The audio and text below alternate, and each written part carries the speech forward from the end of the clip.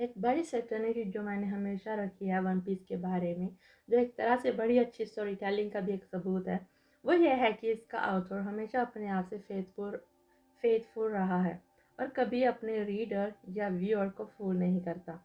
अगर हम बात करें फिल्मी या टीवी शो की, तो ये बात उसकी स्टोरी स्ट्रक्चर पर भी लागू होती है। वन पीस हमेशा इस बात का ध्यान रखता है कि ये एक अजीब डिक्टोनमी को दिखाए। एक तरफ एक नए फैंटास्टिकल वर्ल्ड को बनाने की कोशिश और दूसरी तरफ उसी वर्ल्ड की डिस्ट्रक्शन को दिखाने की बात। प्रे टाइम स्किप में वन पीस रीडर को दिखाता है कि ये दुनिया कैसे बनी है, कैसे इसका एक यूनिक स्टेटस क्वो है। पहले पार्ट में ओदा ने एक ऐसा दुनिया बनाया जो पॉलिटिकल, एथिकल, सोशल और गवर्नमेंटल पिलर्स पर टिका हुआ है।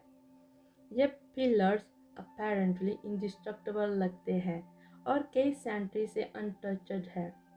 तुम्हें पता है कि ये वर्ल्ड गवर्नमेंट है, मारीन्स है, seven world lords of the seas है और एम्पायर सिस्टम भी है। ये भी समझ आता है कि वन पीस का ट्रेजर एक फेक न्यूज़ है, लेकिन यह भी उस दुनिया का स्टेटस क्वो का एक पिलर है जो पिछले 20 सालों से उस दुनिया को चलाता आया है।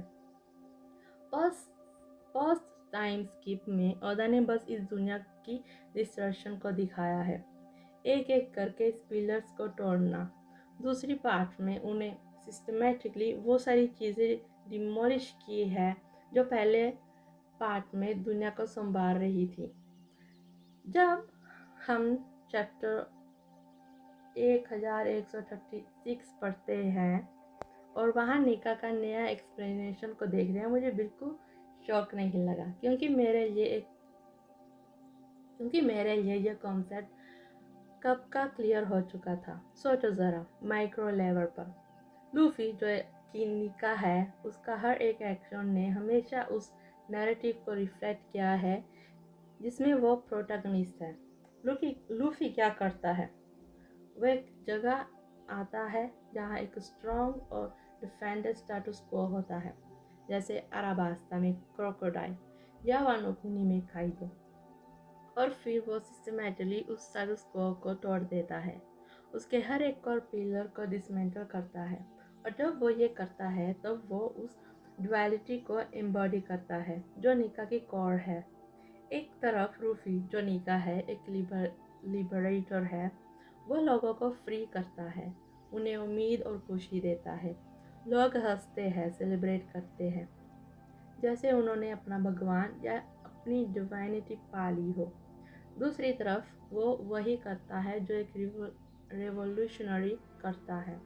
वो पुरानी इंस्टीट्यूशंस को तोड़ता है जो स्टेटस क्वो का बेस है, और उन्हें ख़त्म करता है जो दुनिया के डिस्ट्रक्शन का रीज़न बनी हुई है।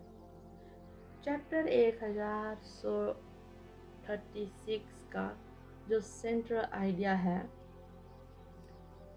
दुनिया का सवेरा की प्रोफेसी, वो इस कॉन्सेप्ट को आगे ले जाती है। ये कहानी बस ये नहीं कहती कि एक नई दुनिया का सवेरा होगा, वो ये भी कहती है कि पुरानी दुनिया का अंत तक ख़त्म करना पड़ेगा। रिवॉल्यूशन का पहला स्टेप हमेशा डिस्ट्रक्शन होता है, सिस्टम का जो करप्ट है, जो दुनिया को बर्बाद कर रहा है। ये बिल्कुल ऑब्वियस बात है। अगर नई दुनिया की शुरुआत चाहिए तो पहले पुराना सिस्टम तोड़ना पड़ेगा। नी का इस चेंज का एक सिंबल है। वो है जो एक बताता है कि दुनिया बदलेगी। उसकी प्रेजेंस एक ट्रिगर है, एक स्पार्क है जो रिवॉल्यूशन के मैकेनिज्म को एक्टिवेट करता है। वो सुनामी की पहली लहर है, वो डिक्लाइन की पहली कदम है। और अगर इस नई दुनिया की रोशनी देखनी है तो हर एक इंसान को बदलना पड़ेगा, लोगों को निका की तरह बनना होगा। इसका मतलब ये नहीं है कि वो निका जैसे डिवाइन पावर्स ले लें, बल्कि वो अपने मेंटल जंजीरों से फ्री हो जाएं, अपने अंदर की बंदिशों को तोड़ दें। उन्हें आज़ाद बनना होगा, अपने आप के लिबरेटर बनना होगा, जैसे निका है। यही वो सोच है जो नई दुनिया की सुबह लेकर आएगी। इस नज़रिए से देखा जाए तो ये सच में अब भी या कभी नहीं का मोमेंट है। मांगा ये दिखाता है कि बदलाव की चिंगारी पहले से लग चुकी है। हमें पता चलता है कि दुनिया 2 बार पहले डिस्ट्रॉय हो चुकी है, और जैसे एक कहावत है, 3 बार तो होना ही है। लेकिन वो जो दुनिया का सवेरा की प्रोफेसी है, वो अभी तक पूरी तरह से नहीं हुई। 800 साल पहले जॉय बॉय अपनी प्रॉमिस पूरी नहीं कर पाया था और एक लेटर लिखा साइरन प्रिंसेस से माफ़ी मांगता है। सॉरी, मैंने अपना वादा पूरा नहीं कर सका। मिलते हैं 800 साल बाद। अब बात यह है कि इस बार वो प्रोपेसी का पूरा होना ज़रूरी है, और इस मोमेंट का महत्व इसलिए और ज़्यादा बढ़ जाता है क्योंकि लूफी अपने रोल के बारे में जानता नहीं है और ना जानना चाहिए। लूफी कभी अपने आप को निका के रूप में नहीं देखता, और ये होना भी नहीं चाहिए। मांगा में पिछले 70 या 80 चैप्टर से ये दिखाया जा रहा है कि सब लोग लूफी को निका से रिलेट करते हैं। हर कोई उसे कहता है तू वो वाइट योद्धा है, तू तो वो निका है। और चैप्टर 1136 में लूफी फाइनली समझता है कि लोग ऐसे क्यों कह रहे हैं, क्योंकि वो भी उस तरह ट्रांसफॉर्म होता है। लेकिन लूफी खुद ये कहता है, मैं निका नहीं हूँ और मुझे उसे कोई लेना देना नहीं है। यह बिल्कुल ठीक है, क्योंकि अगर लूफी मान ले कि वो निका है तो उसका सफ़र प्रेडिक्टेबल बन जाएगा। लूफी कभी एक ऐसा एडवेंचर नहीं चाहता जो ऑलरेडी डिफाइंड हो। उसका सबसे बड़ा स्ट्रेंथ उसकी फ्रीडम है। वह हमेशा वो करता है जो उसका दिल चाहता है, बिना किसी ऑब्लिगेशन के। ये चीज़ उसे यूनिक बनाती है, और शायद इसी वजह से वो प्रोफेसी को पूरा करेगा, क्योंकि उसका काम करने का मकसद निका होना नहीं है, बल्कि अपनी आज़ादी के ज़रिए लोगों को लिबरेट करना है। ओदा ने ये बहुत ही इंटरेस्टिंग सेटअप बनाया है। सब लोग लूफी को निका के रूप में देखते हैं, लेकिन लूफी खुद इसे कम्प्लीटली रिजेक्ट करता है। ये उसका अनप्रेडिक्टेबल नेचर को दिखाता है, और ये अनप्रेडिक्टेबिलिटी ही उसके एक्शन को प्रोफेसी से अलग बनाती है। लूफी लोगों को लिबरेट करता है, उनकी दुनिया बदलता है, लेकिन वो ये सब अपनी मर्जी से करता है, निका होने की वजह से नहीं। और ये ही बात उसके करैक्टर को प्रोफाउंड और अलग बनाती है। तो अब काफ़ी समय गुजर गया है, और अब सच में एक बड़े टॉपिक का डिस्कशन करते हैं।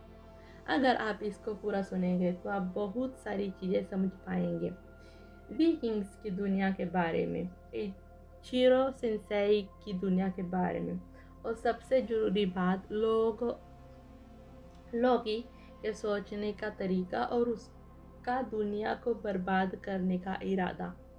चलिए अब हम थोड़ा पीछे मुड़कर चैप्टर 1136 को ध्यान से पढ़ते हैं।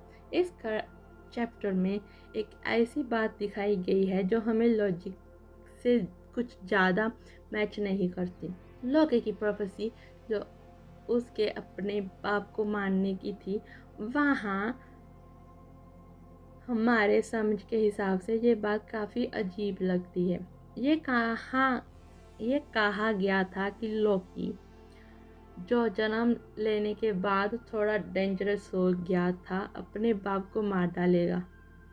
ये प्रोफेसी से पहले से ही थी, और जैसे लोके का जीवन चल रहा था, ये सब साइंस और प्रेडिक्शन सच होते गए। लेकिन मैं अभी भी इस बात को पूरी तरह से अजीब फील होता है। मुझे लगता है कि एक ऐसा गलत वक्त का कोइंसिडेंस था।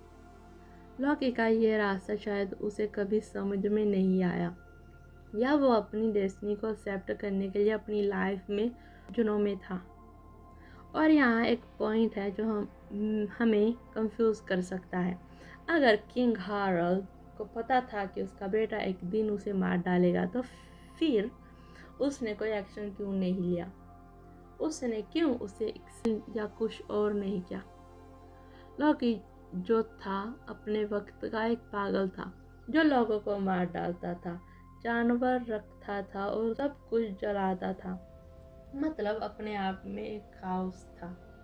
लेकिन जवाब काफी सिंपल है।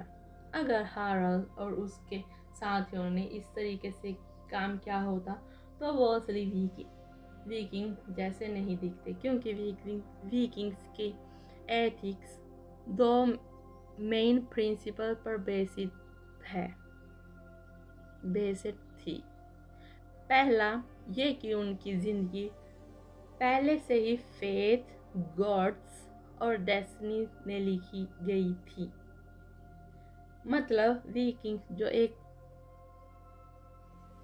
वीकिंग्स को ये पता था कि जो कुछ भी उनकी जिंदगी में होगा वो पहले ही लिखा गया था। उनके पास अपनी जिंदगी बदलने का कोई ऑप्शन नहीं था, क्योंकि सब कुछ पहले से ही प्रेडिस्टिनेटेड था। ये था उनकी मेंटालिटी का पहला पिलर। दूसरा इम्पोर्टेंट पॉइंट ये था कि डेथ का कॉन्सेप्ट भी उनकी लाइफ में बहुत इम्पोर्टेंट था।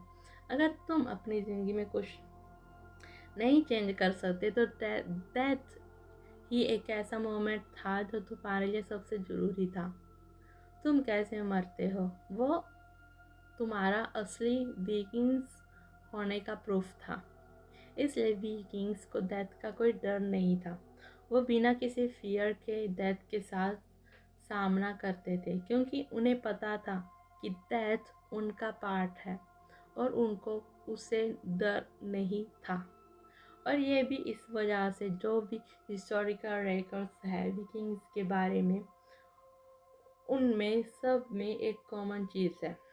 जब विकिंग्स डेथ के सामने जाते हैं तो वो हंसना शुरू करते हैं। उनके मिथ्स जो उनके लिए रिलीजन थे वो सब यही कहते हैं। जब गॉड्स भी अपने फाइनल बैटल रैग्नारॉक में डेथ का सामना करते हैं वो भी हंसते हैं। रैग्नारॉक में कोई भी सरवाइव नहीं करता, सब मर जाते हैं, क्योंकि उनकी एंड पहले से ही लिखी होती है। ये इनक्रेडिबल है, क्योंकि विकिंग्स के डीएनए में ये था कि उनकी ज़िंदगी और डेथ दोनों ही पहले से लिखे हुए थे। उनकी रिलीजन उन्हें ये सिखाती थी कि गॉड्स भी अपने फेर से बच नहीं सकते, इसलिए वो डेथ का सामना करते हुए हंसते थे। अपने फेथ को एक्सेप्ट करते हुए ये हंसना उनके लिए एक तरह से डेथ को एक्सेप्ट करना था। और अगर तुम डेथ को एक्सेप्ट करते हो तो उस पर कंट्रोल पाते हो। अगर तुम्हें डेथ पर कंट्रोल मिल जाती है तो तुम बस उसे हंसकर एक्सेप्ट करते हो। असली विकिंग्स के योद्धा ये जाने हुए थे कि दुनिया का अगला क्या होगा। फाइनल रग्नारॉक पूरी तरह से अंत हो जाना, और इसलिए वो सब लोकी की तरह हंस रहे थे जब दुनिया जल रही थी और डूब रही थी। लेकिन ये हम आज नहीं समझते, या कम से कम आज नहीं समझते हैं वन पीस के कॉन्टेक्स्ट में, क्योंकि अभी ये हमें नहीं दिखाया गया। मे बी फ्यूचर में ओदा हमें दिखाएगा। मैंने काफ़ी बार सोचा है इस बारे में, एक ऐसी मुस्कान जो सब कुछ सफाई से पूरी कर देती है। वन पीस हमेशा ये कहानी बताता है। एनएल ने कहा था कि लोग डर से नहीं डरते, बल्कि भगवान से डरते हैं, और इसलिए डर भगवान है। ये सिर्फ एक मांगा नहीं है, बल्कि हमेशा से ये हाई नरेशन का एक हिस्सा रहा है, इंक्लूडिंग वन पीस हमें ये सिखाता है कैसे डर को जीतते हैं, कैसे डर को एक मुस्कान से मिटा देते हैं। सब कुछ वापस आ जाता है, हमेशा आता है। दूसरी तरफ वन पीस है एक स्माइल का मांगा।